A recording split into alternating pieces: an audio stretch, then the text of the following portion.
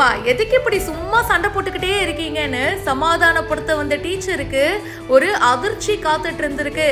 என்னடா பண்ணி வச்சிருக்கீங்க அப்படின்னு அவங்க ஷாக் ஆயிட்டாங்க. இந்த வீடியோ இப்போ சோஷியல் மீடியால வைரலா போயிட்டு இருக்கு. இந்த கிளாஸோட ஃபேவரட்டான டீச்சர் இவங்க தான் போல இருக்கு. இவங்க வேற ஒரு காலேஜ்க்கு போறாங்களாம். ஸோ வேலையை விட்டு போறாங்க. அப்படி போகும்போது எப்படி அப்படியே சும்மா அனுப்புறது? ஒரு சர்ப்ரைஸை கொடுக்கணும்ல.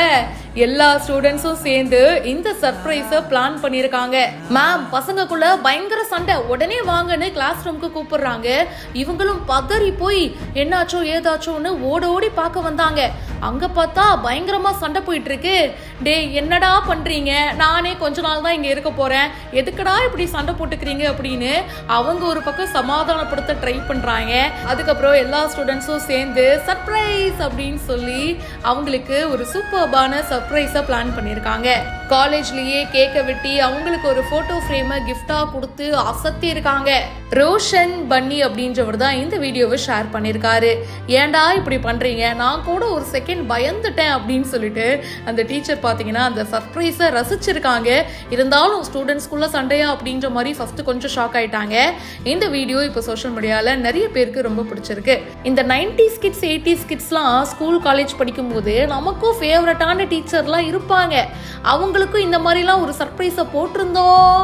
அவ்வளவுதான். ரியாக்ஷன் என்னன்னு இப்போ யோசிச்சு பார்க்கறதுக்கே அல்டிமேட்டா இருக்கு. இதை பத்தி உங்களுடைய கருத்துக்களை ஷேர் பண்ணுங்க. இப்போவே பிஹைண்ட் ரூட்ஸுக்கு ஃபாலோ பண்ணுங்க.